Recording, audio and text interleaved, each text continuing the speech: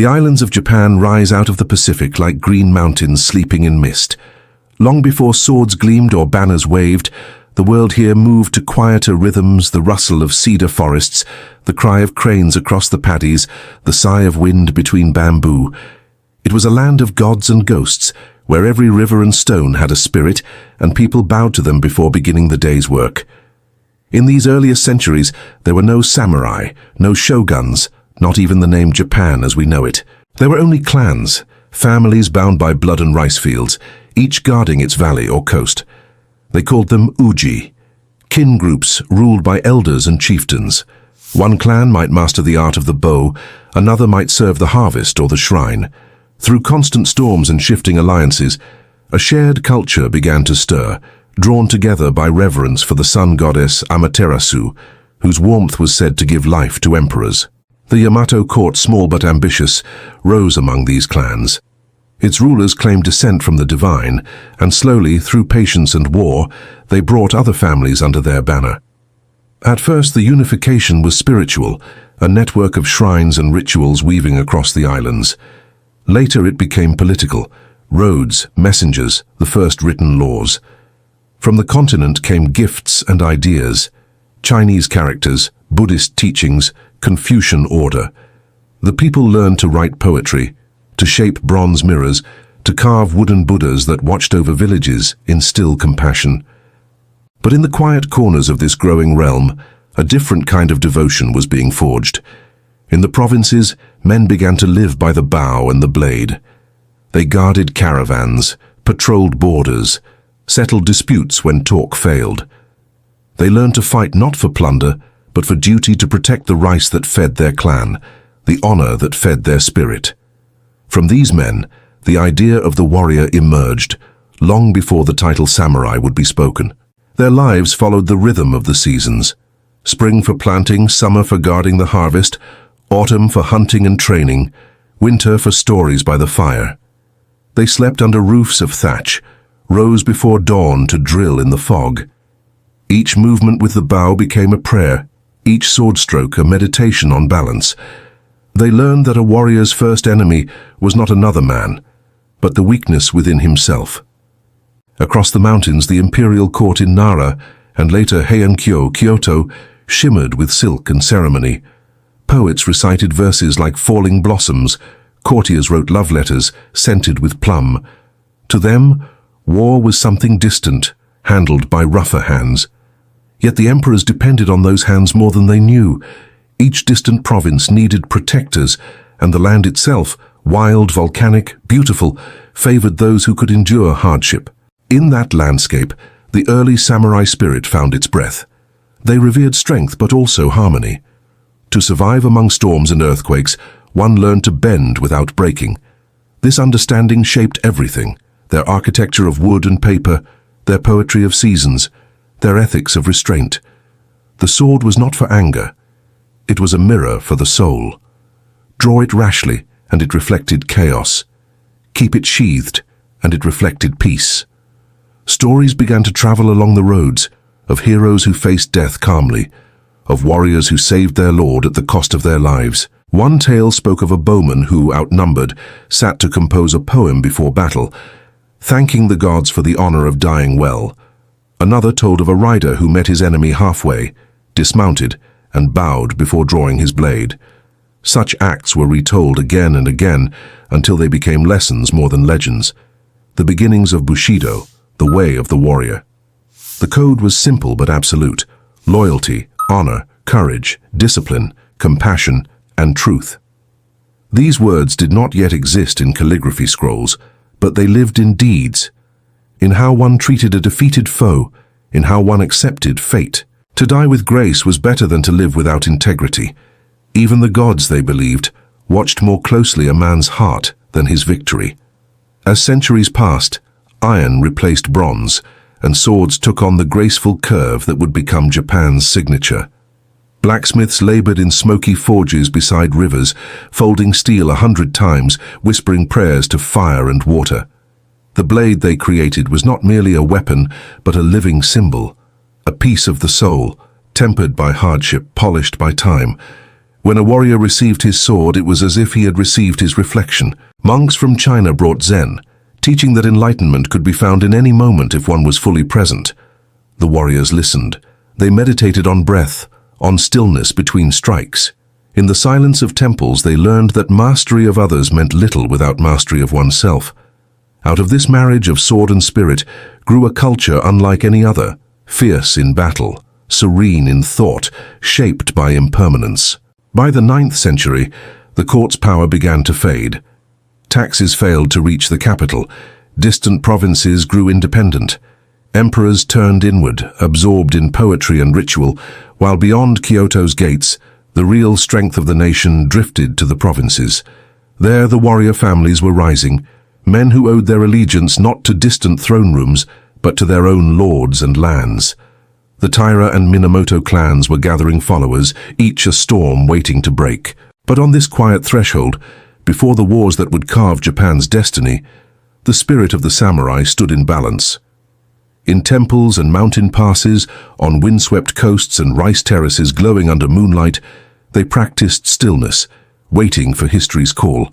Theirs was a world caught between peace and violence, between the poem and the blade. If you listen closely, you can almost hear it now, the soft ring of steel being drawn for the first time, the echo of a mantra whispered before dawn, that life is fleeting, honor eternal. And somewhere among the mists of those early valleys, the first true samurai opens his eyes, breathes the cold air, and steps forward into legend. Morning light drifts over 1,000 valleys. Rice paddies shimmer like mirrors. Mist slides along the foothills, and distant drums mark the changing of the watch. The emperor still rules in name, yet his reach fades with the mountains. Beyond the capital's golden screens lies a different Japan, rough, proud, divided among the great Uji, the warrior families whose banners ripple in the wind. Each clan keeps its own crest and its own gods. The Minamoto, bold and disciplined, trace their line to imperial princes. The Taira, elegant and cunning, weave power through court alliances and coastal trade.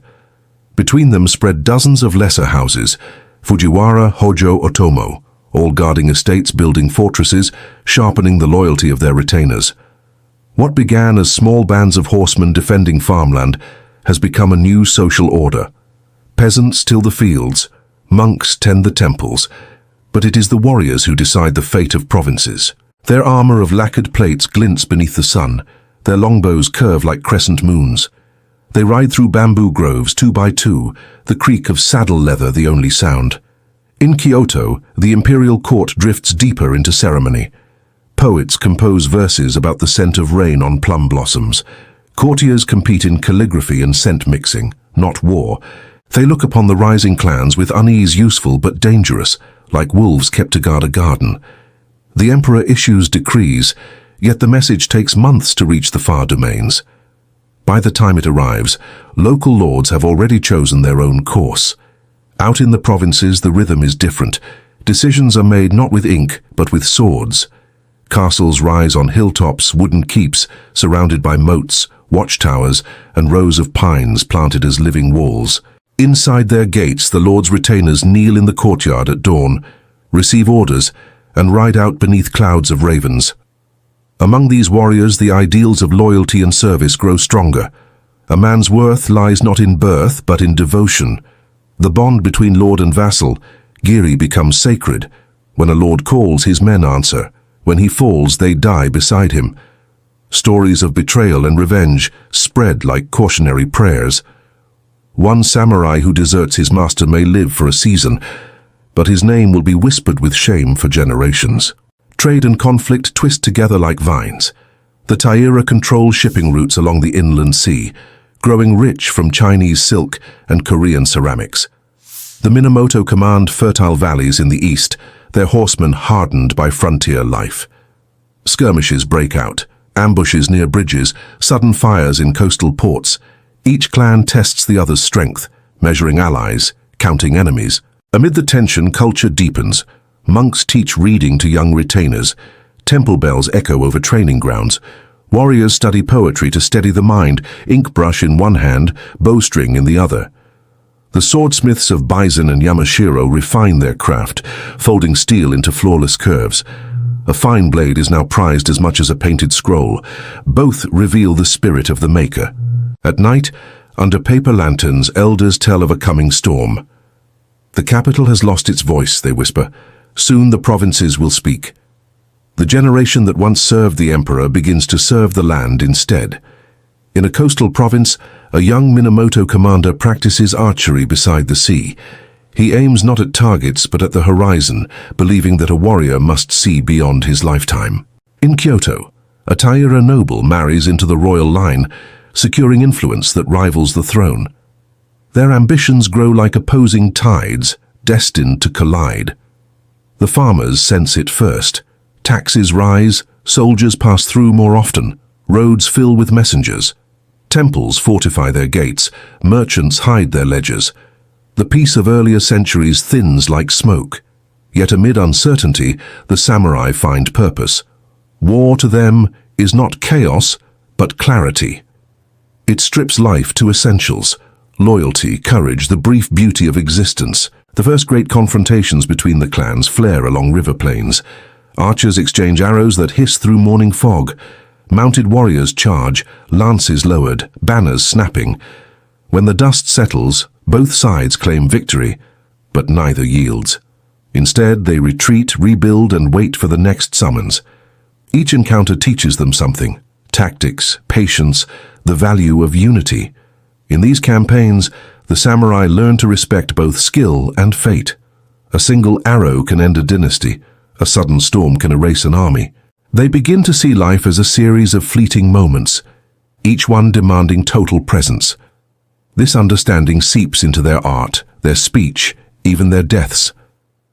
As the 11th century wanes, the emperor's court becomes a theater of intrigue. Factions use the clans as instruments, calling upon the Minamoto to quell one rebellion, upon the Taira to crush another. Every victory increases the warrior's power. Every summons weakens imperial authority. Soon the puppets notice their own strength. By the time the cherry trees bloom again, the land hums with tension. Messengers ride day and night between Kyoto and distant provinces. Rumors speak of rebellion, of court nobles arming themselves, of secret alliances sealed by marriage and oath. One evening, a storm sweeps across the inland sea. Lightning flashes over the water, illuminating ships bearing crimson banners, the Taira crest. In the east, riders gather beneath the Minamoto moon-white standard. Two families, bound by blood yet divided by destiny, prepare for a reckoning that will decide Japan's future. But for now, before swords are drawn in earnest, the country lies suspended in silence. Crickets sing, lanterns flicker in mountain shrines. Somewhere a monk writes, "When the wind rises, the grass bows." And so the clans rise, bending toward the storm that will make or unmake them. The sun sets over the inland sea in a slow burn of amber and rose. Waves whisper against the hulls of ships, carrying crimson banners, the Taira crest, shimmering like fire upon the water. In the far east, beneath the silver light of a rising moon, another banner unfurls, the white gentian flower of the Minamoto. Two names bound by blood and ambition drift toward collision. It is the 12th century, and Japan stands at a threshold. For generations, the imperial court in Kyoto has commanded the nation through poetry, ritual, and decree. But now true power rides on horseback, armored and armed. The Genpei War, a struggle between the Taira and Minamoto clans, will shape the land, the spirit, and the soul of Japan for centuries. The Taira, led by Taira no Kiyomori, rule with a mix of elegance and iron. Kiyomori rose from provincial beginnings to become Daijo Daijin, Chancellor of the Realm, a title once reserved for the noblest courtiers. He has married his daughters into the imperial family, placing a child of his line upon the throne itself. For a moment it seems the warrior has become a kingmaker. Yet power once seized breeds resentment. The Taira's pride, their splendor, their flaunting of wealth, it all sparks quiet hatred among rival clans. Merchants whisper of high taxes, monks grumble about seized lands, and far to the east, the Minamoto gather in silence, sharpening their swords beneath the cedar trees. Among them rises a man of rare calm and conviction, Minamoto no Yoritomo. Born to privilege, exiled in youth after his father's defeat, Yoritomo spent years in quiet obscurity, waiting, learning, remembering. Now as word of Taira arrogance spreads, he steps forward as the rallying point for every slighted samurai, every dispossessed noble. The war begins not with a declaration, but with a whisper. Local uprisings flare, a burned outpost here, a raided convoy there. The countryside trembles as the two clans draw swords in earnest. Rivers run red with the blood of nameless soldiers. At first, the Taira's power seems unbreakable. Their fleets rule the inland sea, their courtiers still dominate Kyoto. They crush uprisings swiftly, punishing rebels with the precision of a blacksmith's hammer. But the Minamoto fight differently.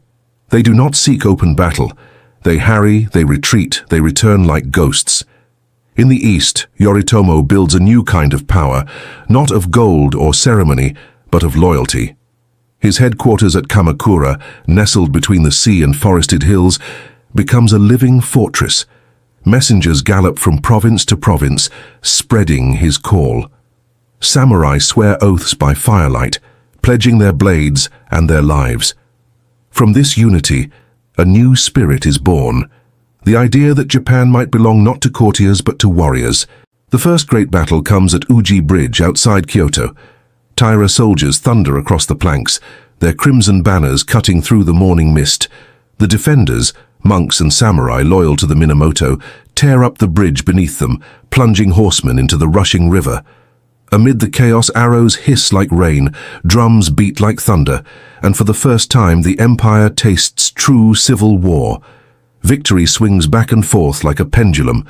The Taira, with their fleets, dominate the seas. The Minamoto, hardened by mountain life, rule the land. Families divide brothers fighting brothers, cousins meeting on opposite sides of the field. The heavens themselves seem uncertain. Typhoons smash ships, earthquakes level fortresses, and monks interpret each calamity as divine judgment. Years pass, battles blur into legend, Ichinotani Yashima, and the final fateful clash at Dan-no-Ura. At Dan-no-Ura, the two fleets meet in the narrow straits between Honshu and Kyushu. The sea glitters with 1,000 reflections banners, blades, armor plates catching the morning light. The air is thick with salt and tension. The Taira carry the young Emperor Antoku, only 8 years old, upon their ship. To them, he is both symbol and shield, divine legitimacy in mortal form. But the tide, both literal and metaphorical, turns. The Minamoto archers fire in disciplined volleys. Waves shift with the current favoring the eastern fleet. One by one, Taira ships capsize under arrow storms and ramming blows. Amid the screams and crashing wood, a calm voice rises. The child emperor's grandmother, Taira no Tokiko, gathers him in her arms. "There is a world beneath the waves," she whispers, "where we may find peace." She leaps into the sea. The imperial regalia, sword, mirror, and jewel, vanish beneath the water with her. When the last crimson banner sinks, the Minamoto stand victorious. The Taira line is broken. Their name, once shining like the sun, fades into legend. From the ashes of war, Minamoto no Yoritomo emerges not just as a conqueror, but as an architect. He does something no warrior before him has dared. He reshapes the nation itself. While the emperor remains in Kyoto, cloaked in divine ritual, Yoritomo builds a government of warriors in Kamakura. It is not rebellion, it is evolution. This new system, the Bakufu, will come to define Japan for centuries. Beneath the emperor's sacred light stands the Shogun, supreme military commander. Beneath him, layers of vassals and retainers. Every man knows his duty. Every bond is sealed in service and honor. The sword becomes both tool and scripture. The people feel the change. Peasants till their fields beneath a firmer order. Roads are repaired, temples protected, trade guarded. The chaos of war cools into a disciplined peace, but within that peace stirs a new identity. A pride not of courtly rank, but of courage and loyalty. In time, stories of the Genpei War spread like wildfire across the islands. Blind poets sing of fallen heroes and drowned empresses. The epic Heike Monogatari, The tale of the Heike becomes Japan's Iliad, a haunting song of impermanence. Its refrain whispers through the centuries. The sound of the Gion Shoja bells echoes the impermanence of all things. The proud do not endure. They are like a dream on a spring night. From that dream, the age of the samurai awakens. Now the emperor bows to the shogun's command, and Japan begins its long march toward a warrior's rule, a land guided not by silk and scroll, but by the sharp clarity of steel. And as the waves settle over Dan-no-ura, carrying the whispers of the dead, the story of the samurai truly begins, not as servants of power, but as its embodiment. The war has ended. The banners of the Minamoto hang still in the salt-stained wind. Across Japan, rivers once red with blood now mirror quiet skies, and the clang of steel fades into the rhythm of temple bells. Out of the long storm, a new dawn rises, calm, disciplined, and enduring. The year is 1192. On the wooded coast of Kamakura, a man kneels before a small shrine. The surf crashes below the cliffs, gulls wheel overhead, and a cool wind stirs his hair. This man, Minamoto no Yoritomo, has been named Sei Taishogun, great general subduer of the barbarians. The title sounds ancient and ceremonial, but its meaning is alive and new. It marks the beginning of a new order, the shogunate, and the birth of the samurai's true age. While the emperor remains in Kyoto, robed in golden silence, Yoritomo governs from Kamakura. His rule is practical, not poetic. He builds not palaces, but systems, networks of lords and vassals, districts led by military governors, laws written with the precision of a sword stroke. Every warrior knows who he serves, every province who commands it. The emperor's decrees still bless the land, but it is the shogun's will that shapes its fate. Kamakura itself is unlike Kyoto's jeweled sprawl. It is a warrior's city, plain wooden halls, watchtowers overlooking the sea, roads lined with barracks instead of silk shops. Monks, merchants, and swordsmen cross paths in the morning fog. Beneath the pines, the smell of salt and pine sap fills the air. The city hums with a sense of focus, not luxury, but purpose. Here Yoritomo summons his most trusted retainers and codifies the laws of the warrior's world. Among these principles lies the seed of an ideal that will come to define Japan: Bushido, the way of the warrior. At first, Bushido is not a single code, but a living philosophy, drawn from Shinto devotion, Buddhist calm, and Confucian duty. It teaches that life itself is impermanent, that honor outlasts the body, and that courage is the truest measure of a man. To live rightly is to live ready for death, not in despair but in clarity. The samurai who follow this path rise early, train in silence and pray before battle. They polish their swords not merely for sharpness, but to reflect the state of their soul. The blade becomes a mirror, of discipline, of duty, of peace in readiness. In this age, war fades but does not vanish. Bandits roam the mountains, pirates raid the coasts, old Taira loyalists still nurse grudges. Yet the greatest battles are fought within, in the hearts of men learning to master fear, greed, and pride. Monks teach that the sword and the mind must be balanced, one sharp, one still. At twilight, warriors gather in courtyards to practice kyudo, the art of the bow. They aim not at distant targets but at perfection itself. When an arrow finds the mark, the archer bows, not to celebrate victory, but to honor the moment of harmony. Others turn to Zen, sitting in meditation before dawn, learning to still the waves of thought until the world itself seems to breathe with them. Meanwhile, Yoritomo governs with vigilance. He fears chaos more than death. He appoints shugo, military governors, in each province and jito, land stewards who collect taxes and oversee fields. For the first time, the empire's veins are mapped in ink and allegiance. Even as Kyoto's courtiers continue to compose verses about cherry blossoms, the true pulse of Japan beats in Kamakura. Yet even the strongest armor cannot outlast the heart that wears it. In 1199, Yoritomo falls from his horse during a hunting expedition and dies suddenly. His empire trembles, then steadies, for though the man is gone, his creation endures. His widow, Hojo Masako, steps forward, not as a grieving wife, but as a ruler in her own right. Masako is called the nun-shogun. She shaves her head, takes vows, yet wields authority sharper than any sword. With calm and intelligence, she holds the realm together, guiding her son and the Hojo clan into power. Under her, the shogunate becomes not just a family legacy, but an institution. The Hojo strengthen what Yoritomo began. They establish councils of elders, build legal codes, and listen to monks and generals alike. They rule from behind the shogun's mask, quiet but absolute. The balance between emperor and shogun, court and warrior, begins to harden into Japan's enduring shape. Two centers of power, one sacred, one practical. It is during this peace that the ideals of Bushido blossom. Samurai poets write of falling leaves as metaphors for mortality. Painters depict warriors not as brutes, but as beings of grace and reflection. Even the swordsmith's forge becomes a place of prayer, every blade named, every strike a meditation. The sword, the katana, evolves into an object of near mystical beauty. Its curve is the shape of the moon, its polish like water at dawn. To draw it is to cross the line between thought and action. The smith's art fuses physical craft with spiritual purity. Every weapon a soul made visible, but peace, however deep, never lasts forever. Beyond Japan's shores, vast tides move. Across the sea, the Mongols have risen, the empire of Kublai Khan, stretching from China to Persia. In 1268, an envoy arrives in Kyushu, bearing the great Khan's demand for submission. The shogunate refuses. Letters are burned, prayers are offered. The winds begin to change. Before that storm arrives, the samurai continue their quiet perfection.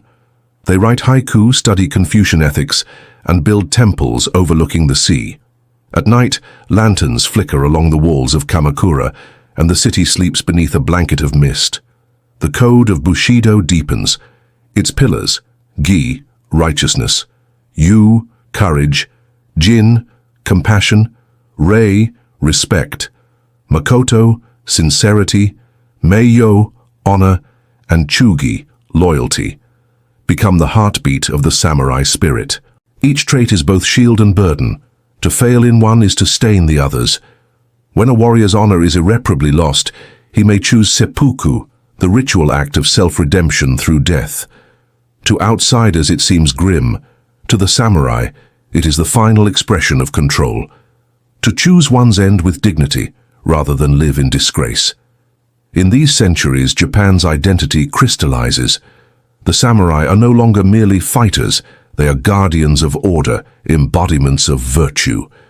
The court poets of Kyoto may not understand them, but they fear and respect them all the same. Temples multiply. Monks travel between provinces carrying scrolls and sutras, teaching that impermanence is not sorrow, but truth. Cherry blossoms fall because they are beautiful, they say. A warrior lives because he is ready to fall. As the 13th century turns, Japan stands balanced, serene yet alert, armored in faith and discipline. The seas shimmer with warning light. The Mongol threat grows nearer. But for now, Kamakura rests. Lanterns glow along its walls. The surf hums like a lullaby. And in the quiet between storms, a nation learns the deepest meaning of strength. Bushido, born of war, tempered by peace, becomes Japan's mirror. In it every sword gleams, every heart reflects, and every life, however brief, shines with purpose. The sea was calm before the storm. Fishermen along the coast of Kyushu whispered of strange sails on the horizon, great ships unlike any they had ever seen. In the capital of Kamakura, monks reading the stars sensed imbalance. Far across the waters, in the vast palaces of China, a conqueror gazed eastward and saw an island that had never bowed. That conqueror was Kublai Khan, grandson of Genghis, ruler of the Mongol Empire, master of half the known world. Under his command, Asia trembled. Korea had fallen. China's Song dynasty had been crushed. The Khan's banners flew over deserts, mountains, and seas. Only Japan, small, proud, unyielding, remained beyond his grasp. In 1268, his envoys arrived at the court of the shogunate. They carried letters sealed in black lacquer and gold, written in commanding words, "From the great Khan to the King of Japan, You will submit to the will of heaven, as others have done, or face its wrath. The Hojo rulers of Kamakura read the message in silence. Their answer was brief, no reply at all. The envoys returned across the sea, and preparations began on both sides of the water. Years passed. Japan fortified its western shores. Peasants labored to build walls of stone and earth along Hakata Bay. Samurai sharpened swords, repaired armor, whispered prayers. Monks carried icons of the Bodhisattva of mercy from village to village, chanting sutras for protection. In temples, bells tolled not for peace, but for readiness. And then, in the autumn of 1274, the horizon darkened. More than 900 Mongol ships appeared, a floating city of war. On board were soldiers from every corner of the empire, Mongols from the steppes, Koreans and northern Chinese archers. They carried thunder, gunpowder bombs that exploded with smoke and fire, weapons unseen in Japan before. The samurai gathered to meet them at Hakata Bay. Their armor gleamed black and gold, their banners fluttering in the wind. Each warrior rode forth expecting to challenge his enemy face to face, to announce his name, to fight in the old honorable way. But the Mongols fought differently. They advanced in formations, beating iron drums, releasing volleys of arrows that darkened the sky. Their bombs burst with deafening force, filling the air with thunder and flame. Horses reared, the ground shook. The samurai, stunned by this new form of war, struggled to adapt. For 2 days, chaos reigned. Towns burned. The beach ran red with blood and seawater. Yet the Japanese lines held, not from strategy, but from unyielding resolve. Every man fought as if his ancestors watched from the heavens.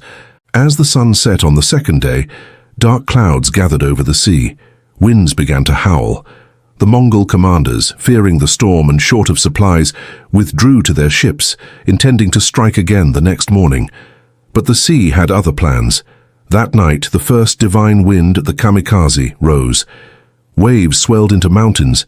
The wind howled like 1,000 spirits. Ships smashed into one another, shattered against rocks, capsized into the furious dark. When dawn came, the beach was littered with wreckage, masts, shields, bodies, and broken dreams. The survivors limped back to Korea, whispering that heaven itself had fought for Japan. The samurai buried the dead, rebuilt their walls, and waited. They did not celebrate. They knew storms could change as swiftly as fortune. In Kamakura, the Hojo shogunate strengthened its defenses. They ordered new fortifications along the entire western coastline, stone embankments stretching for miles, watchtowers dotting the cliffs, beacons ready to light at the first sign of sails. The realm entered an age of vigilance, and then, 7 years later, the horizon darkened again. In 1281, Kublai Khan launched his second invasion, greater than before. It was the largest seaborne force the world had ever seen. More than 4,000 ships and 140,000 men, twice the size of the armada that would later storm Normandy, centuries ahead of its time. This time the fleet came in 2 waves, one from Korea, one from southern China. The sea between them churned for weeks as they sought to unite. Meanwhile, Japan's defenders stood ready. From cliff to cliff, torches burned through the night. Monks marched along the shore, chanting for divine aid. Samurai rode up and down the beaches, their armor glinting like obsidian, their hearts heavy but steady. When the invasion finally came, the air itself seemed to tremble. The Mongol fleet unleashed wave after wave of soldiers onto the shore.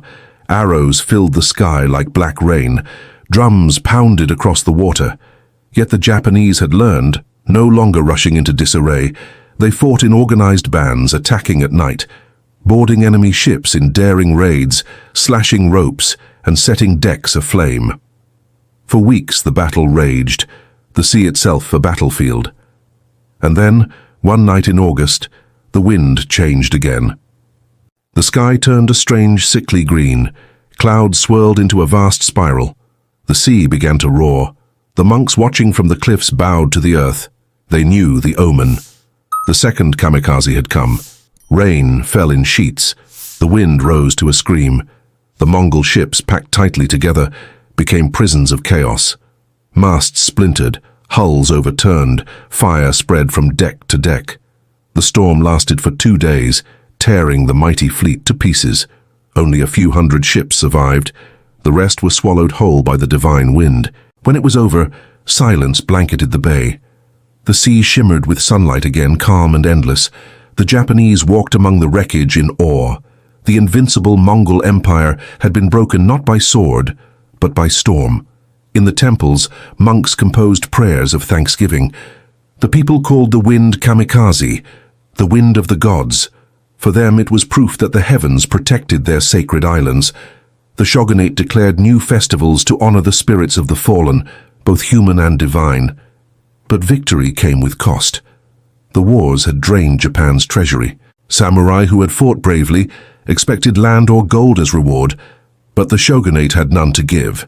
Discontent stirred beneath the calm surface. Still, for now, Japan stood proud and unconquered, the only land the Mongols could not claim. Centuries later, poets would write that the kamikaze was not merely a storm, but the manifestation of the nation's spirit, invisible, unstoppable, enduring. The samurai, who had faced the world's greatest empire and survived, carried that pride deep in their bones. The sea that once threatened to drown them had become their shield. As night falls over Kamakura, the waves whisper against the rocks once more. Lanterns flicker along the walls. Monks strike the evening bell. And somewhere in the distance, the wind sighs softly through the pines, a lingering echo of that divine storm. It reminds them all that strength is not only found in the sword, but also in faith, unity, and the unseen power of nature itself. The Mongols had come as thunder and vanished as mist. Japan remained, steadfast, silent, eternal. And so the samurai, shaped by both battle and belief, continued to guard their homeland with renewed purpose. For they had learned a profound truth, that the mightiest warriors are those who fight not for conquest, but for the soul of the land they love. Dawn breaks gently over Kamakura. Mist curls through the cedars, temple bells echo from the hills, and monks move like shadows along the garden paths. The sea glimmers below the cliffs, endless and patient.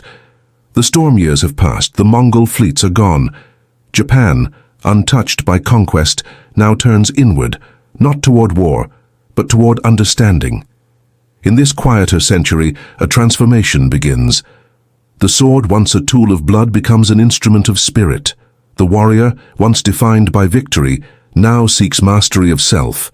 The empire of the sword becomes an empire of the mind. This transformation is guided by an invisible teacher, Zen Buddhism. Zen had come from China, carried by monks who crossed the rough seas clutching sutras in lacquered boxes. It spoke not of gods or heavens, but of clarity, of seeing life as it truly is, fleeting yet full. Where others sought salvation, Zen sought understanding. It taught that truth cannot be written or spoken. It must be realized through stillness. The samurai, long trained to face death without fear, found in Zen a mirror of their own way. Its simplicity spoke to them. "Do not seek victory outside," Zen whispered. "Win over yourself." Temples rose across the land, Enkaku-ji, Kencho-ji, and countless smaller ones tucked into valleys and beside waterfalls. Samurai came not only to pray, but to sit in silence, cross-legged upon straw mats, facing blank walls. Hours passed. Thoughts came and went like clouds. Gradually the mind settled into clarity, a still pond beneath the mountain sky. A warrior who could not still his mind could not still his sword. It is said that during these centuries, the sword and Zen became twins, two paths leading toward the same truth. The swordsmith, hammering steel in the heat of his forge, embodied Zen discipline. Each strike required focus, each fold of the blade, patience.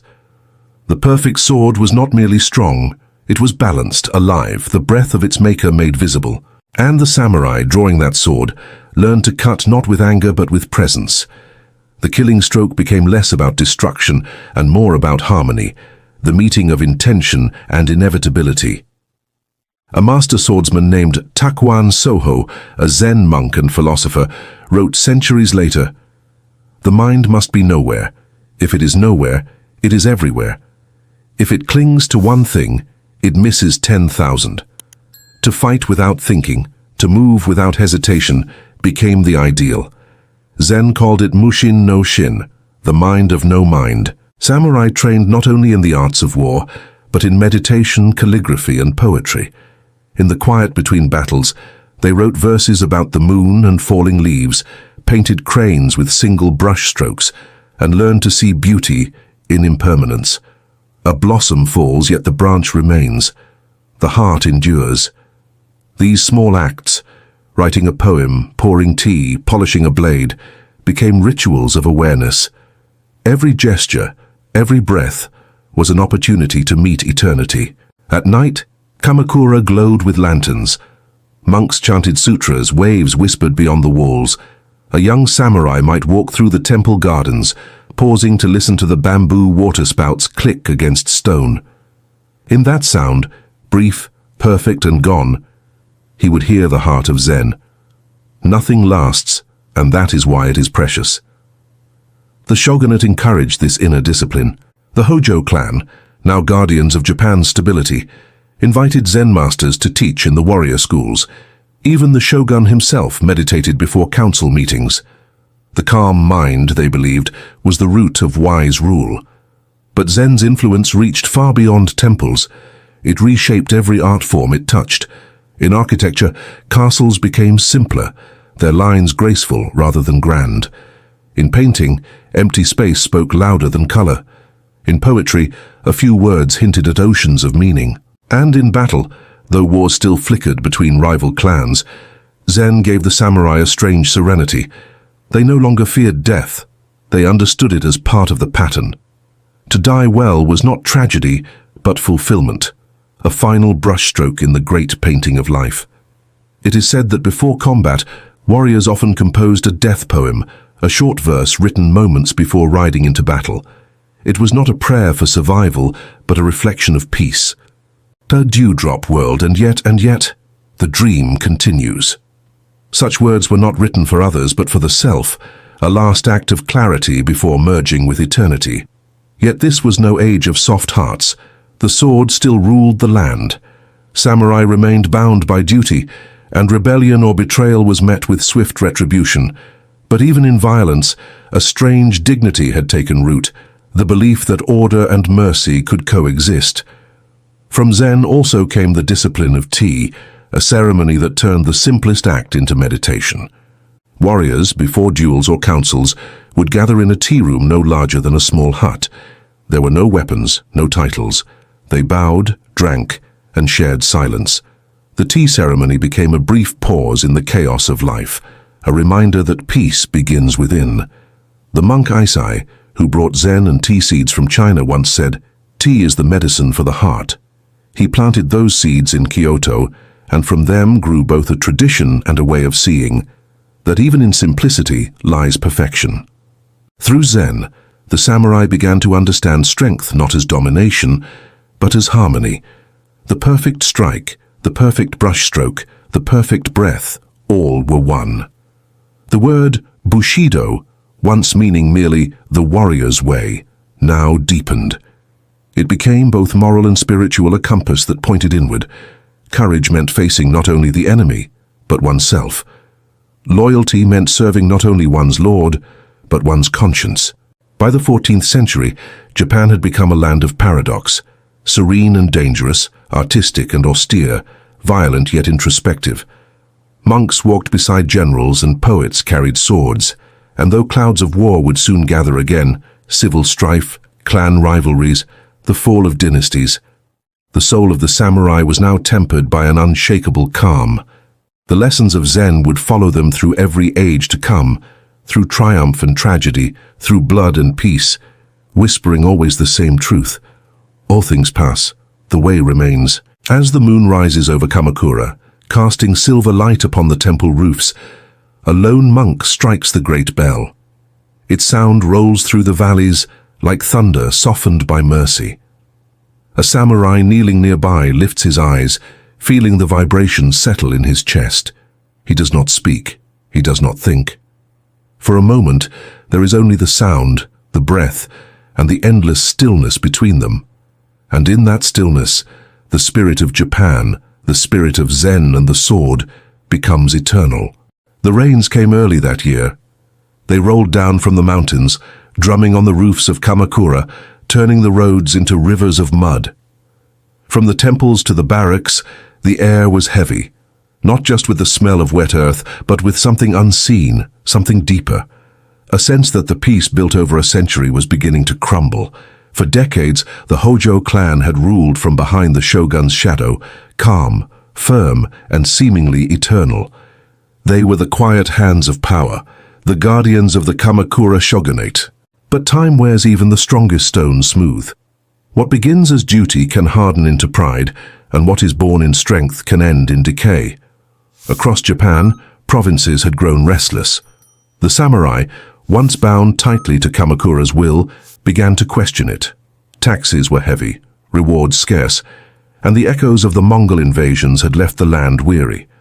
Some saw the Hojo not as protectors, but as keepers of a cage, one made of laws and debts. Meanwhile, in Kyoto, the imperial court stirred. The emperor, long silenced by the shogunate's control, began to dream again of restoring his throne's lost power. That emperor's name was Go-Daigo, proud, brilliant, and utterly unwilling to remain a puppet. He studied history and prophecy alike.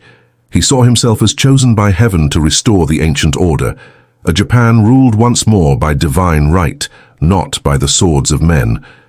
Quietly he gathered allies, monks who whispered of destiny, courtiers who remembered old glories, and most dangerously of all, warriors who longed for change. The storm began not with thunder, but with whispers. Go-Daigo's letters spread through the provinces, calling on samurai to rise against the Hojo. Some ignored him, others hesitated, but among them was one man whose ambition matched his courage, Ashikaga Takauji. Takauji was of noble birth, descended from the Minamoto line itself. Tall, broad-shouldered, his eyes sharp as drawn steel, he was both a warrior and a thinker. At first he served the Hojo faithfully, but service in those times was never simple. Loyalty could turn with the tide, and Takauji's tide was turning fast. In 1331, Emperor Go-Daigo openly rebelled. He was captured, exiled to a distant island, but his cause did not die. His loyalists kept fighting, carrying his banners through the mountains. Then, suddenly, like a torch flaring in the dark, Takauji turned against Kamakura. He declared himself for the emperor.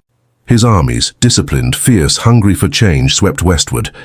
Temples that had once prayed for peace now echoed with the sound of drums and marching feet. The imperial cause surged back to life.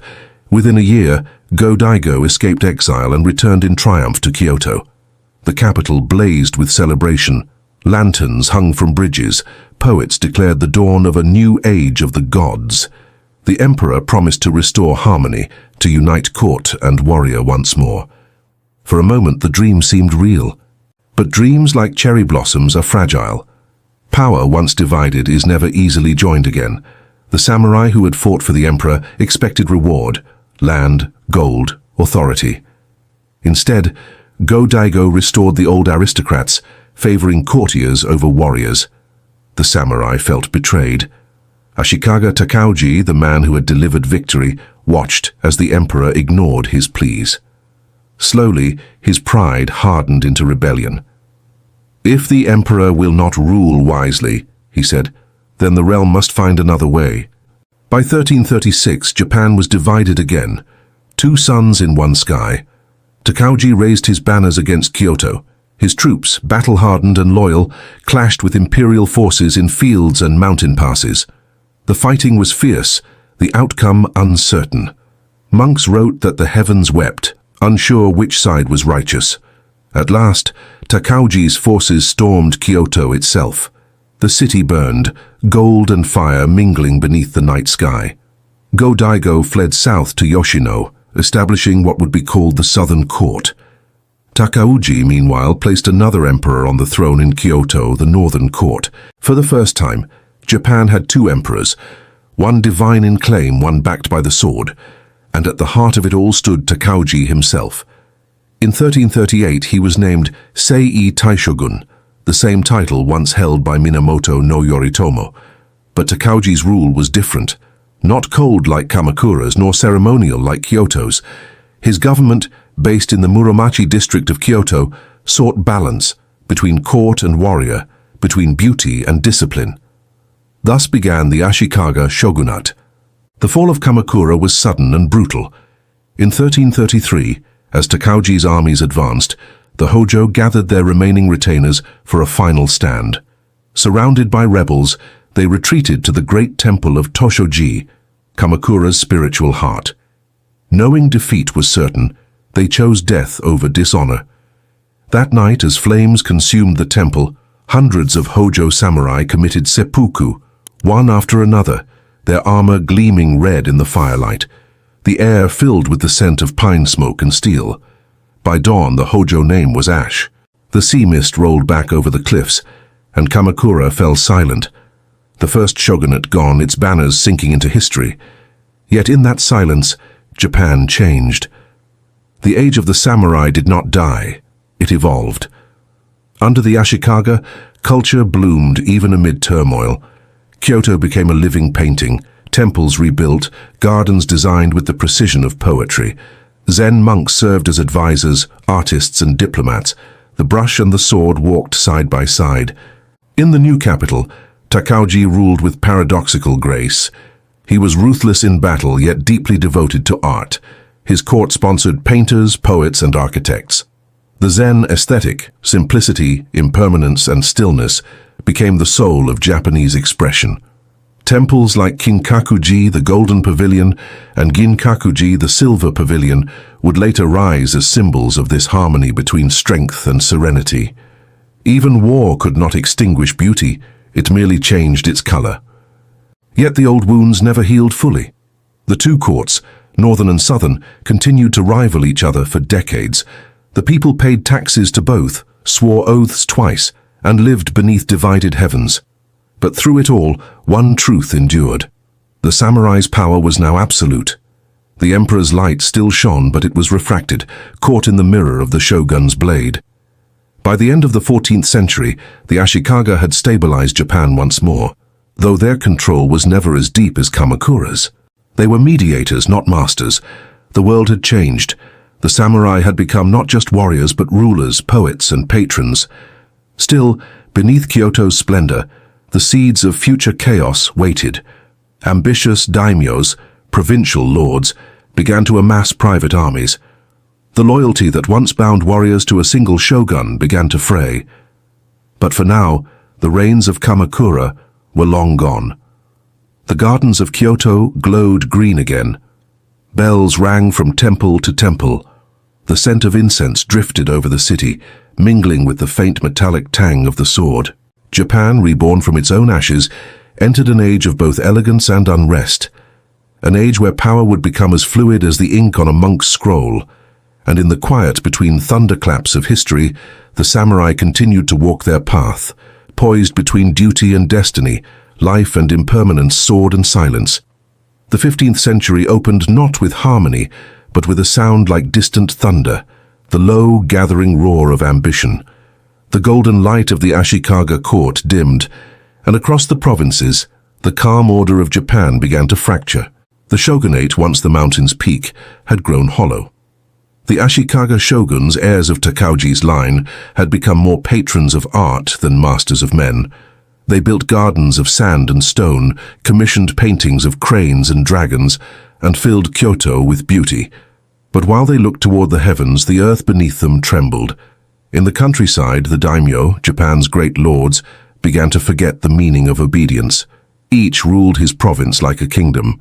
Each kept his own army, his own coin, his own dreams of power. And so slowly the realm splintered. Where once a single shogun's order could move the nation, now 50 banners flew where one had stood. Alliances were written in blood and broken by sunrise. Brothers turned against brothers. Samurai who once served one lord shifted their loyalties to another. The air thickened with smoke and oaths. The poets would later call it the Sengoku Jidai, the age of the country at war. For nearly 150 years, Japan became a chessboard of ambition. Castles rose like stone mountains across the plains, towering wooden keeps surrounded by moats, their walls shining white in the sunlight and black with soot by nightfall. Villages fortified themselves. Monks trained peasants in the use of spears. The sound of hammers rang from every province as blacksmiths forged endless swords. The land itself seemed to hold its breath. Yet even in this chaos, beauty endured. Between battles, generals composed poetry, monks painted calligraphy on silk. Death had become so constant that life in its brief moments seemed sacred beyond words. Each province forged its own destiny. In the north, the Date clan ruled with fierce independence, their banners marked with the crescent moon. In the west, the Mori and Uchi fought for control of the sea. But in the center of Japan, three names would soon rise like storm clouds above the rest: Oda, Toyotomi, and Tokugawa. Before their rise, however, came the darkness of endless conflict. In the mid-15th century, Kyoto itself became a battlefield. Two rival branches of the Ashikaga family, each claiming the shogunate, tore the capital apart in the Onin War. For 10 years, fire consumed the city. The great temples of the north burned. The silver pavilions of the east lay in ruins. Refugees fled into the hills. When the ashes settled, the authority of the shogun was gone. The empire had no center, only countless edges. But from those ashes, something new began to grow, a generation of men who saw opportunity in ruin. These new leaders were not noble-born. They rose from small castles, border fortresses, even from peasant roots. They relied not on lineage, but on talent, discipline, and cunning. The age of aristocrats had ended. The age of self-made warlords had begun. Among them, few burned brighter, or more dangerously, than Oda Nobunaga. Born the son of a minor lord in Owari province, Nobunaga was called the Fool of Owari in his youth, wild, unpredictable, disrespectful of tradition. But behind that reckless mask lay a mind of fire. He saw Japan not as 1,000 provinces, but as one nation waiting to be forged by force. In 1560, he faced his first great test. A powerful rival, Imagawa Yoshimoto, marched on Owari with 25,000 men. Nobunaga had barely 3,000. His generals begged him to retreat. Instead, he smiled and said, "The gods favor boldness." On a stormy day at Okehazama, Nobunaga launched a surprise attack from the hills, descending upon Yoshimoto's camp as thunder rolled and rain fell in sheets. In the chaos, Yoshimoto was slain, and his massive army scattered. The fool had become a conqueror. Nobunaga moved swiftly, seizing Kyoto, toppling the last of the Ashikaga shoguns and declaring the dawn of a new era. He welcomed traders from Portugal and Spain, bringing muskets and Christianity to Japan's shores. He built castles of stone instead of wood, surrounded by towns alive with merchants and soldiers. His vision was modern, ruthless, efficient, unstoppable, but it was also merciless. He destroyed entire temples of warrior monks who defied him. He demanded loyalty or annihilation. To his enemies, he was a demon. To history, a genius. But even demons can bleed. In 1582, one of Nobunaga's own generals, Akechi Mitsuhide, turned against him. Surrounded in a temple in Kyoto, Nobunaga chose to end his life by his own hand. As flames devoured the temple around him, he performed seppuku, whispering a single phrase: "The world is the dream of a dream." His empire trembled, and then shifted. Into the void stepped his most loyal general, a man of humble birth but boundless will, Toyotomi Hideyoshi. Hideyoshi had once been a peasant, rising through the ranks by wit and daring alone. He fought not just with the sword, but with strategy, turning enemies into allies, rivals into servants. He completed Nobunaga's work, uniting the land under one rule for the first time in centuries. His charisma was unmatched. Where Nobunaga conquered with fire, Hideyoshi ruled with warmth, though his ambition burned just as hot. Under his rule, castles multiplied across Japan like stars. Osaka, Himeji, and Fushimi. Roads were paved, taxes reformed, armies organized. For the first time in generations, peace seemed possible. Yet Hideyoshi's dreams reached too far. In his final years, he turned his gaze across the sea, launching invasions of Korea in hopes of conquering China. The campaigns failed, draining Japan's strength and spirit. When Hideyoshi died in 1598, His infant son could not hold the empire together. Once again the storm began to rise. Two titans now faced each other. Ishida Mitsunari, loyal to Hideyoshi's memory, and Tokugawa Ieyasu, patient, wise, and waiting for his moment. In 1600, their armies met at Sekigahara, a mist-shrouded plain in the heart of Japan. The battle was vast, over 150,000 men clashing beneath banners of every color. The air was filled with drums, cries, and smoke. When the mist cleared, Ieyasu stood victorious. His rivals lay broken, their banners torn. He did not shout or boast. He simply bowed his head to the wind, knowing that destiny, long delayed, was finally his. The Sengoku Jidai, the age of the warring states, was over. For nearly 2 centuries, Japan had known little but fire and steel. But from that storm, a new order would emerge, one of peace, control, and isolation. The world's most disciplined warriors would now learn to live without war. As night falls over the silent fields of Sekigahara, fireflies drift where soldiers once stood. The grass grows over the scars of battle, and in the distance a lone temple bell tolls, slow, steady, timeless.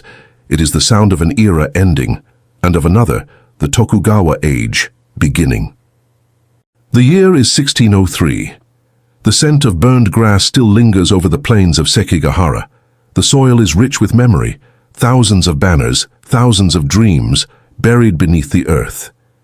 And from that earth rises a man whose patience outlasted all others, Tokugawa Ieyasu. He was 60 years old when the war finally ended, calm where others were fiery, methodical where others were bold. He had survived Oda's storms, served under Hideyoshi's flame, and waited like a mountain through every shifting wind. Now the land bowed to him. In Kyoto, the emperor granted him the title Sei Taishogun, Great General Subduer of the Barbarians. It was an ancient name, worn by centuries of men before him, but in Ieyasu's hands, it became something different, not just a title of conquest, but of control. He did not seek glory, he sought endurance. And so began the Tokugawa shogunate, an era that would bring Japan 4 centuries of unity, 2 centuries of peace, and an unshakable order carved in silence.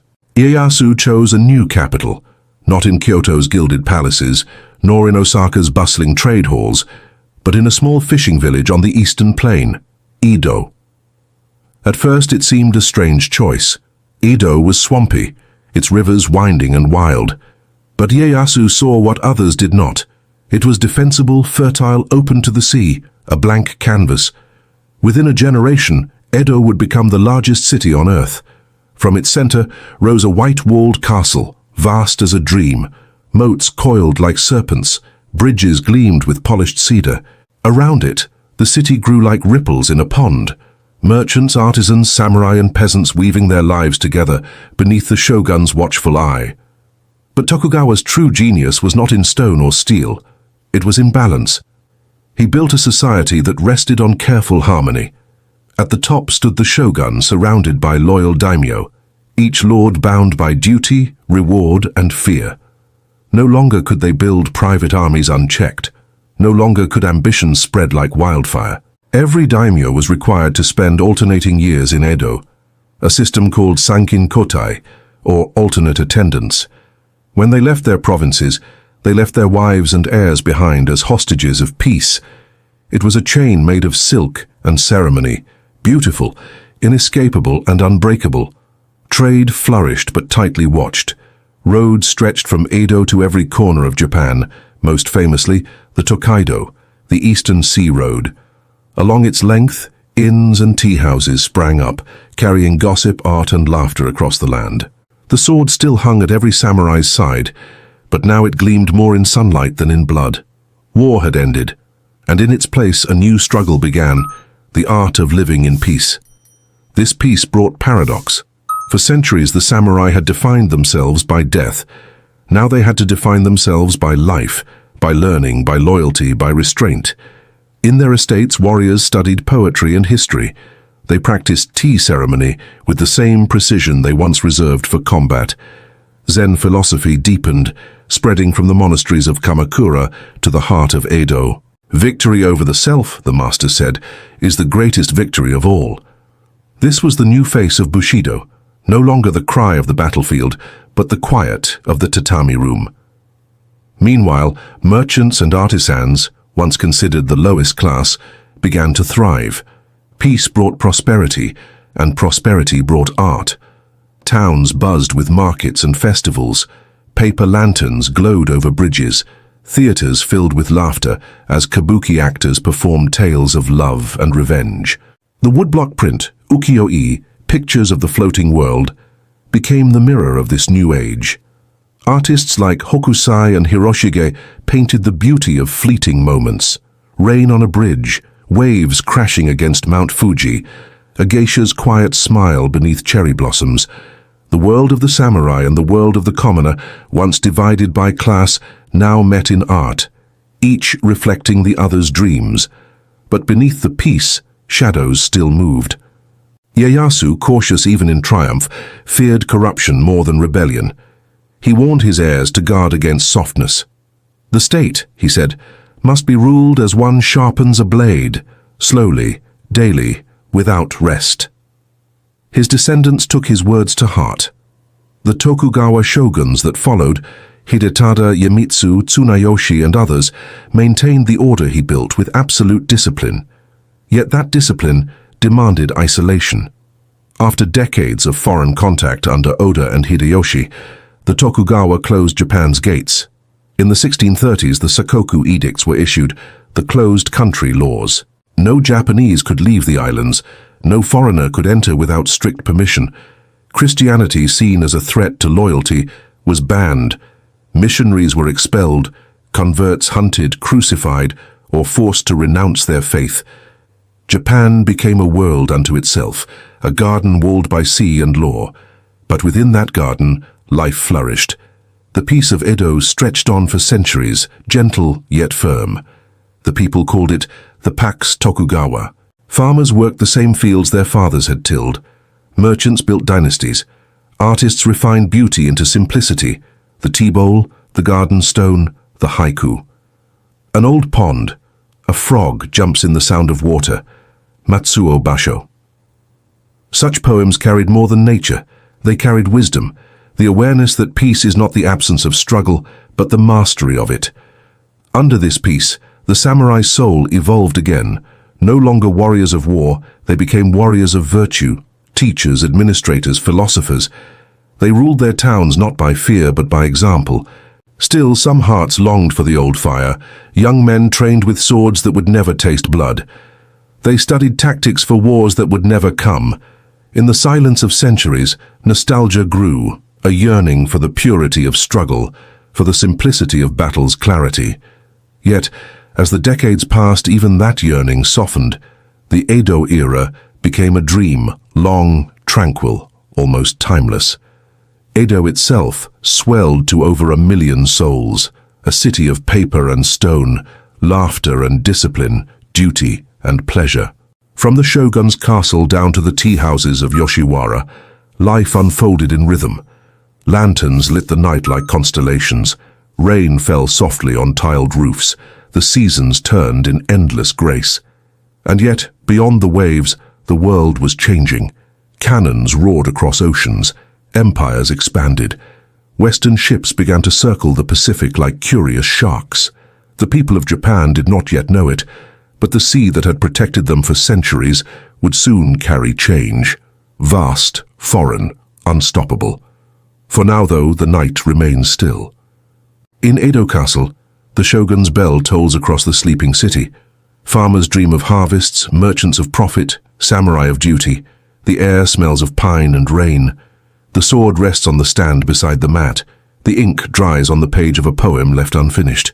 And somewhere in the distance a faint wind stirs, a whisper of the future approaching. The age of peace has reached its height. Soon the world will knock on Japan's gates once more. The year is 1853. The summer air is heavy over the Bay of Edo. Fishermen mend their nets in the shallows. Children play among the reeds, and the hum of cicadas fills the morning. It is a peace that has lasted longer than memory, 2.5 centuries of order under the Tokugawa shogunate. The people of Japan live as their ancestors lived, the same fields, the same prayers, the same rhythm of rice and rain. But this morning that rhythm falters. On the horizon 4 shapes appear, dark, massive, and unlike anything seen before. Their hulls are black, their masts tall, their sides bristling with metal. They do not move with the wind, but with a deep, mechanical rumble that makes the sea itself tremble. The fishermen stop and stare. Some drop to their knees, thinking they are dragons or ghosts or floating mountains of iron. Others run to the temples to ring the alarm bells. The black ships have come. They belong to the United States, and they are led by Commodore Matthew Perry. His orders are clear: open Japan to trade, to diplomacy, and to the world. For over 200 years, Japan has closed its gates to outsiders. Only the Dutch, confined to a small island in Nagasaki Bay, have been allowed to trade, and even they are watched by guards who never let them step onto the mainland. But the age of isolation is ending. The Western world, powered by industry and empire, has begun to circle the Pacific. Steam engines, gunpowder, and greed drive the new global tide, and Japan, still dreaming in its walled garden, lies directly in its path. The shogunate's officials watch from the shore, frozen in disbelief. The ships anchor in Edo Bay, their guns pointed inland. Perry sends a letter addressed to the Emperor of Japan, but it is not the emperor who rules. It is the shogun and his counselors in Edo. For days no one dares to respond. Priests pray for divine protection. Samurai patrol the beaches, gripping swords that gleam but are useless against iron. The people whisper, "The foreigners have come back." And yet the black ships wait, unmoving, implacable like omens. Finally a reply is arranged. Perry is invited to land at Kurihama. He steps ashore in full ceremony, white uniform, gold buttons, a saber at his side. His men march behind him, carrying the American flag. The Japanese officials bow stiffly, their faces unreadable. Gifts are exchanged, words translated through trembling interpreters. Perry's message is simple, but heavy with power. "We ask for friendship and commerce. We come in peace, but if you refuse, we will come again with more ships." The threat is quiet, but unmistakable. The cannons on the horizon speak louder than his words. After Perry departs, leaving his letter and his shadow behind, the shogunate falls into turmoil. The council meets for days in Edo Castle, voices rising like thunder. Some say Japan must fight, others argue it must adapt. "If we resist," one says, "we will be crushed. If we submit, we will be changed." Neither path seems bearable. When Perry returns the following year, this time with 8 ships, the choice is no longer theirs. The shogunate signs the Treaty of Kanagawa, opening 2 ports to American ships. It is the first crack in the wall that has kept Japan apart from the world. Once the wall cracks, the flood cannot be stopped. Other nations follow swiftly: Britain, Russia, France, the Netherlands, all demanding treaties, trade, and privileges. Steamships fill the harbors, telegraphs and newspapers arrive, missionaries return. Western clothes, clocks, and rifles appear in the markets. For the first time, the people of Japan see how far the world beyond their islands has changed. In Edo, crowds gather to watch the strange newcomers, tall, loud, smelling of smoke and sea salt. Some stare with fascination, others turn away in disgust. The samurai, proud heirs of centuries of tradition, feel the ground shifting beneath their feet. Their swords, symbols of eternal honor, are suddenly relics of another age. The shogunate struggles to maintain control. Daimyo debate fiercely. Scholars translate foreign books trying to understand the new sciences and machines. Some see in them a threat, others a revelation. But beneath all the confusion, one feeling grows stronger than all the rest: fear, and its shadow, anger. In Kyoto, young samurai begin to gather in secret, swearing to expel the foreigners and restore the emperor's divine authority. They take up an old cry with a new fire: Sono Joy. Revere the emperor, expel the barbarians. The winds of rebellion begin to stir. Meanwhile, Edo, now a vast metropolis of over 1 million people, begins to change before anyone can stop it. The merchants welcome trade. The craftsmen study Western tools. The scholars debate politics in tea houses. The once timeless peace starts to quiver with movement. The shogun himself, Tokugawa Yasada, grows frail. His advisors argue over succession, reform, and resistance. Should Japan embrace the new world or seal itself again in pride? No one can agree. The black ships have not just arrived on Japan's shores, they have sailed straight into its soul. In the years that follow, the tension deepens. Samurai factions fight in the streets of Kyoto. Assassins strike down foreign officials. The shogunate sends embassies abroad for the first time in history, to Washington, to London, to Paris, and the envoys return astonished. The West is not a world of demons, but of power. Factories, railroads, and steam engines. These are the new weapons. Cannons that fire for miles, ships that cross oceans without wind. The realization is like a blade to the heart. Japan, proud and ancient, is centuries behind. For the first time, the samurai begin to doubt not only their leaders, but their own way of life. What is Bushido in a world of iron and smoke? What is loyalty in an age where knowledge itself is a weapon? And yet, amid the chaos, hope flickers. Some see in this upheaval a chance for rebirth, to build a new Japan, stronger, wiser, unafraid to face the world. The emperor, long hidden in Kyoto's golden shadows, begins to stir again. His name is Emperor Komei, and his court becomes a magnet for reformers, radicals, and dreamers. In his name, young warriors take up arms, believing they fight for the soul of the nation. By 1867, the old Tokugawa order is crumbling. The shogunate that once ruled unchallenged now trembles under the weight of its own peace. Its armies are divided, its coffers drained, its ideals outdated. In the streets of Edo, the people whisper, the shogun's age is ending. And far away in the mountain shrines of Kyoto, the emperor's banners begin to rise again. Soon they will march, not against foreigners, but against their own. The war to decide Japan's future will not come from beyond the sea, but from within. For now, the night hangs heavy over Edo Bay. The lanterns of foreign ships drift like fireflies on the dark water. The temples still ring their bells, the farmers still tend their fields, but the silence feels different, like the moment before dawn, when the world holds its breath. The age of isolation has ended. The age of transformation has begun. The year is 1867. The snow falls quietly on Edo Castle, covering its great stone walls like a shroud. The moat lies still, reflecting the pale winter sky. Inside, the halls of power are silent. For more than 2.5 centuries, the Tokugawa shoguns have ruled Japan from this place. But tonight the shoguns' banners hang limp, and even the guards at the gates seem unsure whom they serve. The old world is ending. In Kyoto, a new sun is rising, not from the east but from the throne. The emperor, long hidden behind silk screens and ceremony, has begun to speak through the mouths of the young and the bold. They call themselves the men of spirit, the Ishin Shishi, and they dream of a reborn Japan, one that will stand equal among the powers of the modern world. Their cry is simple, fierce, and clear. Sono joy. Revere the emperor, expel the barbarians. But as the months pass, their cry changes meaning. Expulsion fades to transformation. They realize that to survive, Japan must not reject the world, but master it.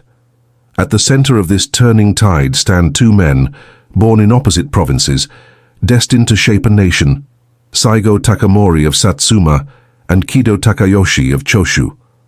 Warriors, thinkers, and dreamers, men who had fought against the shogunate's rule, yet loved their country enough to tear it apart for its salvation. Together they form an alliance, the Satsuma Choshu Pact, a bond sealed not in ink but in conviction. Their armies prepare quietly. Their envoys whisper through Kyoto's narrow lanes, and when the time comes, they act not with noise, but with purpose. In late 1867, the 15th shogun, Tokugawa Yoshinobu, stands before his council. He is not cruel nor foolish, but he is born into an impossible storm.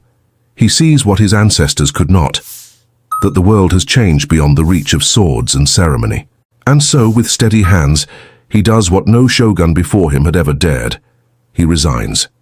He lays down his title, returns authority to the emperor, and prays that Japan will find peace through unity. It should have ended there, a graceful transition from shogun to sovereign, a peaceful turning of the age. But history seldom allows such mercy. The court in Kyoto, now filled with reformers and radicals, declares the Tokugawa house abolished. They strip Yoshinobu of rank and land. His loyal retainers, humiliated and cornered, cry for revenge. The old samurai order cannot die quietly. In early 1868, war ignites. It begins at Toba Fushimi, just outside Kyoto. The banners of the emperor, golden suns on crimson, face the flags of the Tokugawa. Muskets crack in the mist. Cannon smoke curls across the rice fields. The imperial troops, armed with modern rifles and Western discipline, advance swiftly. The shogun's forces, brave but disorganized, falter. By the battle's end, the shogunate's dream lies broken. Yoshinobu retreats to Edo, haunted by both duty and failure. The young emperor, Mutsuhito, only 15 years old, watches from Kyoto, his face calm, his mind already fixed on the future. He will soon be known to history as Emperor Meiji, the enlightened rule. His rule will not only restore imperial power, it will remake the soul of Japan. As imperial troops march toward Edo, the city trembles. Merchants shutter their stalls. Women and children flee to the temples. Everyone fears a siege, a burning of the city, like the wars of centuries past. But in the midst of this chaos, a quiet negotiation unfolds. At Edo Castle, two men meet, Saigo Takamori, commander of the emperor's army, and Katsu Kaishu, a loyal Tokugawa official and a man of extraordinary foresight. Katsu pleads for peace. Edo must not burn. Too many innocents live here. Let us end this without fire. Saigo listens and agrees. In a single act of mercy, they save the city from ruin. In May 1868, Tokugawa Yoshinobu surrenders Edo Castle without a battle. The samurai lower the shogunate's flag for the last time. The white walls of Edo are untouched, but the world they guarded is gone. Soon after, the emperor moves his court to Edo, the first ruler in over 1,000 years to leave Kyoto. He renames the city Tokyo, Eastern Capital. It is both a promise and a declaration. The center of Japan's spirit has moved forward toward the sunrise of a new age. The Meiji Restoration has begun, but restoration in truth means revolution. The young government abolishes the feudal domains. The daimyo, once lords of vast lands, are called to surrender their titles. Many do so willingly, believing it will strengthen the nation. Others are forced. The samurai, the proud warrior class that defined Japan for 800 years, find themselves adrift. Their stipends vanish, their privileges dissolve. The sword that once symbolized honor is now outlawed in the streets. The topknot, once the mark of a warrior, becomes a relic of shame. Some adapt. They become officers, teachers, and bureaucrats in the new Japan. Others, unable to bear the loss, fade into bitterness or rebellion. In Kyoto and Tokyo, Western ideas spread like wildfire. Railways and telegraphs appear. Young men cut their hair, wear suits, and study abroad. The government sends missions to Europe and America to learn everything: industry, law, science, and education. They return with new words: liberty, constitution, progress, and with them, a vision of a modern Japan. Temples and castles still stand, but now beside them rise brick factories and gas lamps. Samurai poetry gives way to printed newspapers. The clang of hammers joins the whisper of the wind. And yet, beneath the excitement, a quiet ache lingers. The soul of the samurai, that ancient flame of discipline, honor, and serenity, flickers uncertainly in this storm of change. Saigo Takamori, the hero of the Restoration, feels this ache more deeply than anyone. He had fought to bring Japan forward, but now, as he watches the new government rush toward imitation of the West, he begins to wonder what has been lost. Have we traded our soul for machines, he asks. Have we forgotten what it means to be Japanese? For now, though, the new sun rises higher each day. The emperor's reforms sweep across the nation. Conscription, education, industry. Japan races forward, eager to catch up to the world it had shut out for centuries. And in the quiet temples of Kyoto, monks and poets whisper that this too is part of the way. That change, like the seasons, cannot be resisted, only understood. As night falls over Tokyo, lanterns flicker along the Sumida River. The city hums with new life. Steam engines sigh, newspapers rustle, and somewhere, a former samurai sits beside a paper window, polishing a sword he will never draw again. He runs his fingers along the blade's edge, not to test its sharpness, but to remember what it once meant. The age of the Shoguns has ended. The age of the emperor has begun. But in truth, it is the same spirit, reborn. The year is 1877. The cherry blossoms bloom as they always have, pale and perfect, drifting across the rivers of Kyushu. But this spring is different. Beneath the petals, the air trembles with the sound of distant drums. The samurai have risen once more. At their head rides Saigo Takamori, the man once hailed as the last true samurai. Once he fought to restore the emperor to his throne. Now, with heavy heart, he stands against the very government he helped to build.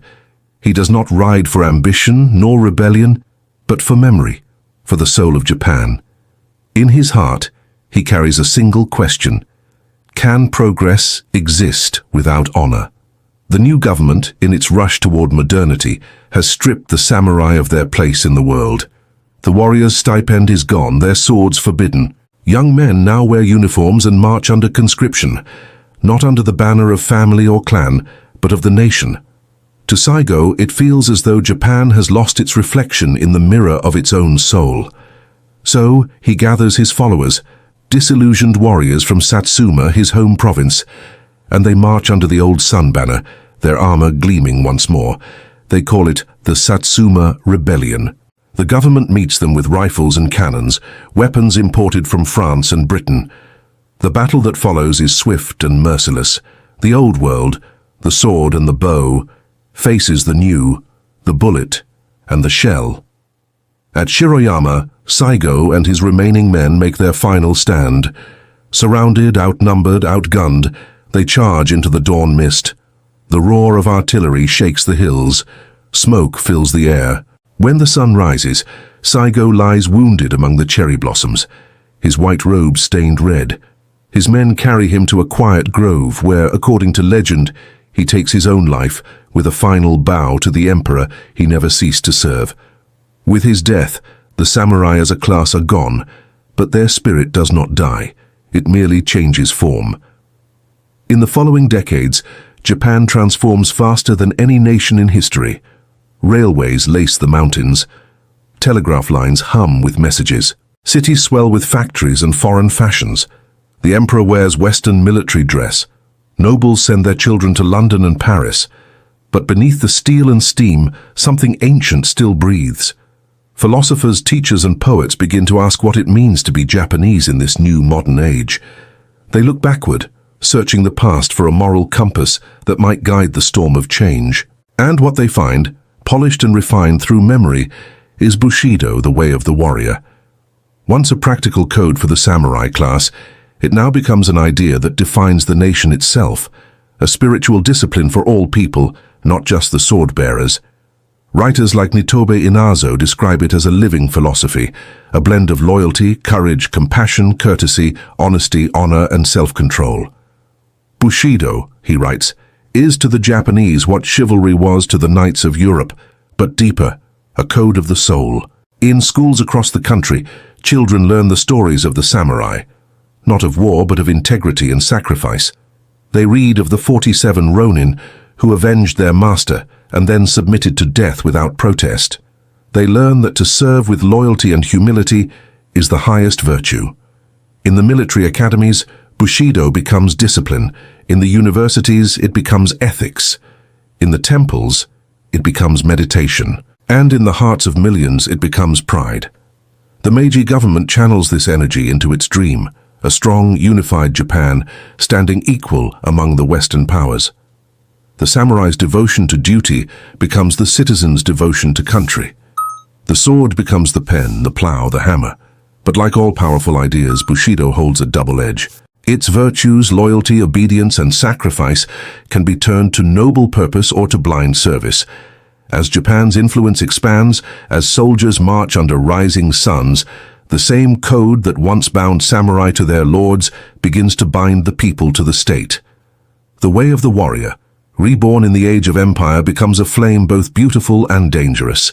Yet even amid the noise of modernization, the deeper truth of Bushido endures, the quiet heart behind the armor. A teacher in Tokyo writes to his students, "Bushido is not about killing or dying. It is about living rightly, even when unseen. It is to polish one's heart, as a swordsmith polishes a blade, endlessly, patiently, until it reflects the sky." In the countryside, old swords hang above household shrines. They are not for defense, but remembrance. The farmers who once feared the samurai now whisper their tales with respect, not resentment. They see in them a reflection of perseverance, the ability to endure with grace. As the 20th century approaches, Japan stands transformed, a nation of industry, power, and learning. But deep inside, in the quiet rhythm of bowing, in the stillness before speech, in the reverence for cherry blossoms that fall at their peak, the old spirit breathes still. Bushido has become something larger than war. It has become Japan's conscience. And for many, that conscience remains a compass. In moments of hardship or doubt, people look back to the old virtues: courage in the face of fear, honor in defeat, restraint amid victory. Even Westerners, fascinated by Japan's transformation, begin to study Bushido. Books and lectures spread its principles across the world. They find in it a grace that modern life often forgets, the idea that strength and serenity can coexist, that power is nothing without humility.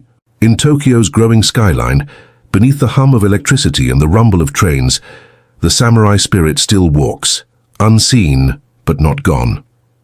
It no longer wears armor or carries a sword. It walks in the craftsman's patience, in the student's focus, in the soldier's discipline, in the artist's devotion to beauty. And perhaps in this quiet transformation, Bushido has found its true victory. It is not the triumph of the sword, but the victory of the soul over time. The proof that ideals can outlive empires, that character can endure when castles fall. As dusk settles over Tokyo Bay, the sky turns the same color as old steel, blue fading into gold. The wind carries the faint scent of incense and sea salt. Somewhere a bell rings in a temple, marking the end of the day. In that sound, one can almost hear the echo of a samurai's last bow, not of surrender but of peace. The blade has been sheathed, the warrior sleeps, but the way endures. The 20th century dawned on Japan like a sunrise through steel-grey clouds, brilliant, unstoppable, and cold. The land that had once stood in isolation now moved with the pulse of the world. Smoke from factories rose beside temple roofs, and railways carved through ancient mountains. The air smelled of coal, ambition, and the salt of distant seas. But under this glittering surface, something older stirred, the shadow of the samurai, reawakened in a new form. For centuries, the code of Bushido had been a private compass, a quiet rule of dignity and duty. Now, in the modern age, it became a banner. The government, eager to unite a restless nation, began to speak of it once more, not as a memory, but as a mandate. The message was clear: serve your country as the samurai once served their lords. Schools taught children to bow to the emperor as living divinity. Military academies recited the tales of loyalty and sacrifice that once belonged to the warrior clans. The old words of honor returned, but their meanings began to twist. For the new Japan, born of industry and empire, Bushido became not only a moral guide, but a weapon of the spirit. In 1904, the world watched in disbelief as this once closed island nation defeated the Russian Empire in war.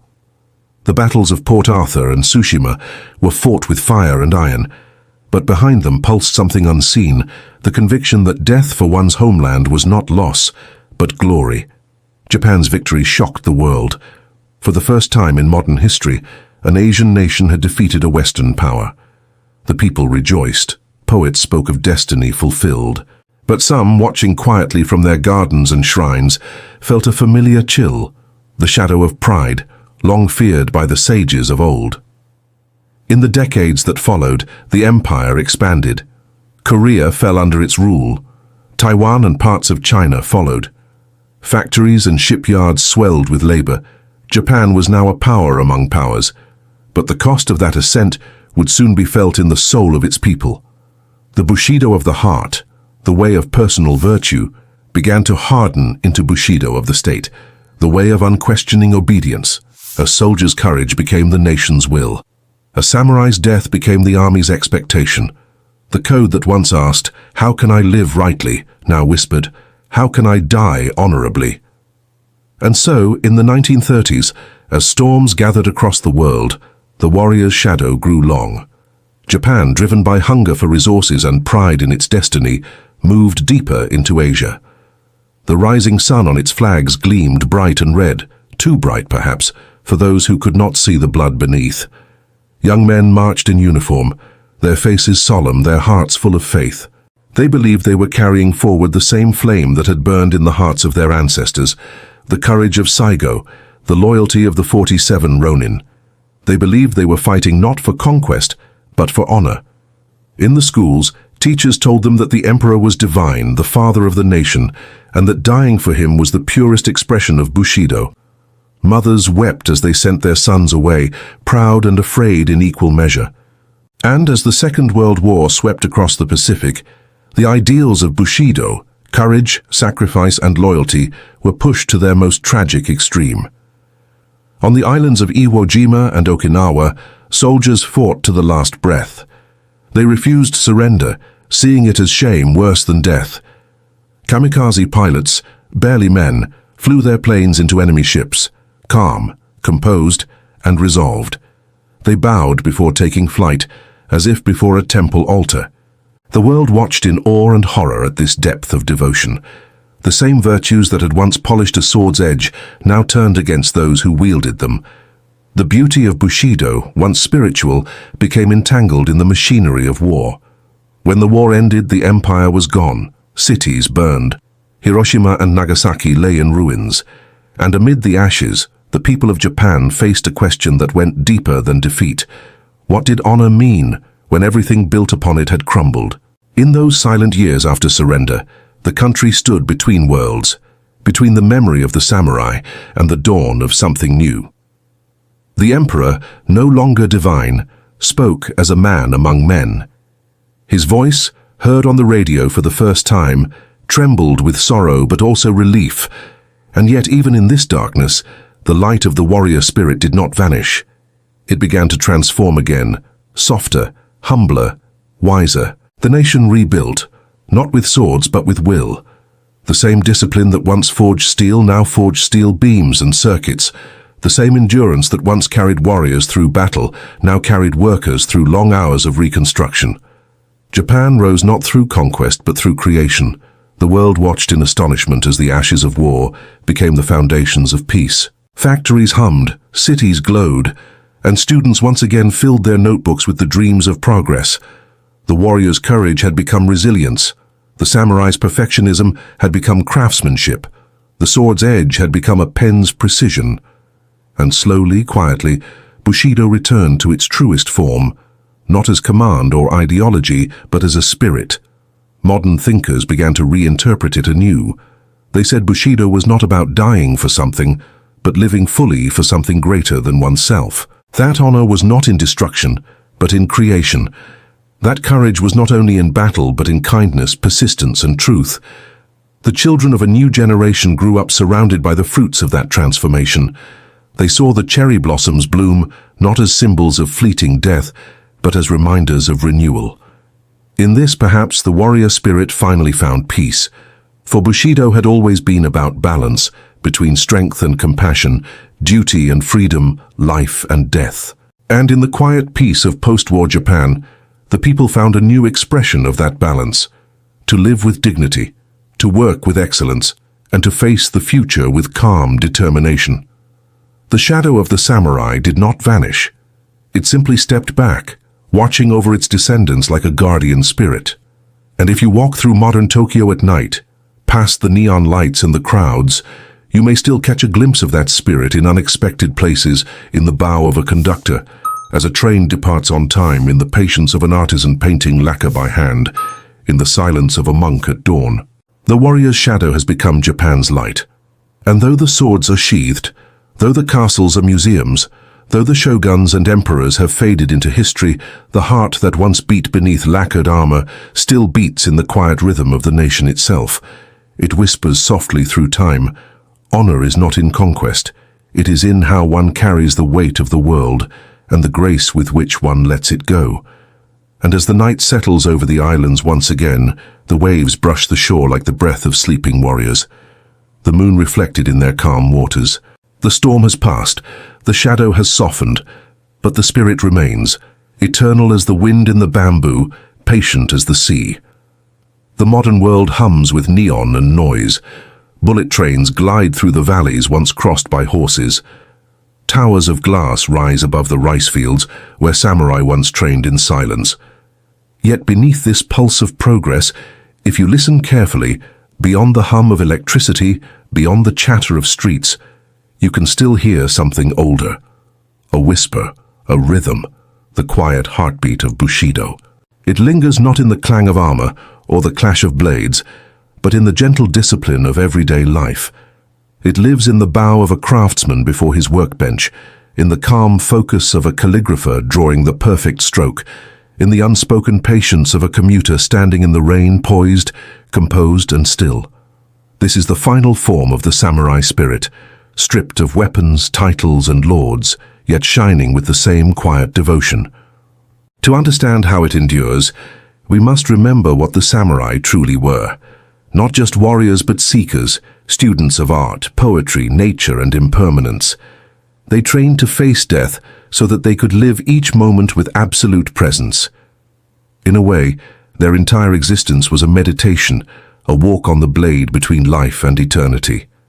When we look at Japan today, its harmony, its sense of order, its reverence for beauty and simplicity, we are seeing the reflection of those centuries of inner discipline. The samurai's sword may have been sheathed long ago, but their philosophy was never buried. It seeped into the soil, into the rhythm of the seasons, into the manners of the people. In the stillness of a tea ceremony, where every motion is precise and meaningful, we see the same reverence that guided a warrior's strike. In the lines of a haiku, brief and profound, we feel the same awareness of impermanence that shaped their acceptance of life and death. In the perfection of a blade forged by a modern smith, we see the same patience, the same prayer made through work, that once defined an age. And yet, the world has changed. The sword is now a symbol, not a weapon. The battlefield has shifted inward, to the conflicts of modern life. Ambition, pressure, distraction, and doubt. The enemy is not another man, but forgetfulness, the loss of purpose and the fading of meaning in the rush of progress. But Bushido still offers a path. Its wisdom whispers across centuries, be present, be truthful, respect all things, do your work with purity of heart. When the world wavers, stand like the mountain. When victory tempts you, bow like the bamboo. These are not rules. They are reminders. Ways to live gently but with strength, to move with humility but not fear. In the 21st century, Japan continues to balance the ancient and the new. Robots bow like monks. Businessmen quote samurai poets. Students practice martial arts beside digital screens. The past and the present walk side by side, not as rivals, but as companions.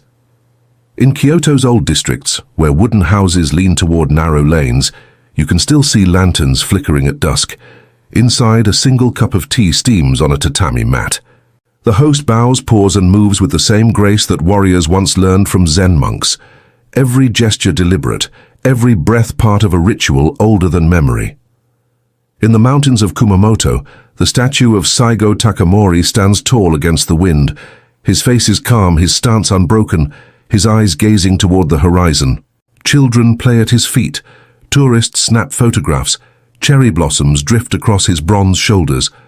Few pause to think that he once led men to their deaths, not for victory, but for principle. Yet even now, he seems at peace, guarding not a nation of war, but one of quiet strength. In Hiroshima's Peace Park, folded cranes hang like prayers in the air. The river nearby flows past memorials and reflections. The people who come here do not speak loudly. They walk slowly, heads bowed, eyes open.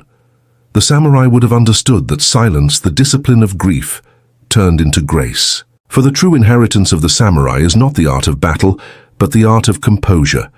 To stand upright in loss, to act with honor when unseen, to seek beauty even in sorrow. These virtues do not belong to Japan alone. They belong to the human heart. Every culture in its own way has searched for that same balance. Courage without cruelty, power with compassion. The samurai simply gave it a name. Bushido, the way of the warrior, the way of being awake in the world. And though centuries have passed, that way still calls to anyone who wishes to live with clarity. Perhaps you feel it even now, in your own search for purpose, for peace, for strength without violence. That is the echo of the samurai within you, the quiet invitation to move through life with intention, to treat each action, however small, as sacred. Imagine for a moment the sound of the wind through bamboo. It bends but does not break. It sings softly but never shouts. It stands humble in the forest, yet its roots are strong beneath the earth. That is Bushido. That is Japan's eternal lesson to the world. As night falls across the islands, the old castles glow faintly under the moon. Their stones remember footsteps, their walls remember whispers of command and poetry alike. The ocean murmurs against their shores, carrying away the last echoes of battle. And above it all the stars shimmer, the same stars the samurai once studied when they spoke of fate and destiny. The same constellations that guided travelers, poets, and emperors. The same sky that reflects in a drop of tea, reminding us that everything, the sword, the cherry blossom, the world itself, is transient, precious, and alive. The samurai are gone, but their story is not a ghost, it is a mirror. It reminds us that honor is not found in conquest, but in compassion, that greatness is not in might, but in mastery of the self, that the truest victory is to live fully, knowing how brief life is. The wind moves through the pines. Somewhere in the countryside, a temple bell tolls midnight. The sound rolls through the valleys like a deep breath of the earth. And as you listen, drifting now slowly toward sleep, imagine those ancient warriors resting at last beneath the trees, their swords laid to rest beside them, their faces serene, their hearts still. They do not guard empires anymore. They guard peace. The way endures, silent, eternal, and shining softly, like the moon over a quiet garden. Bushido lives on, not in war, but in you. And in that realization, that stillness, you too have walked the path of the samurai.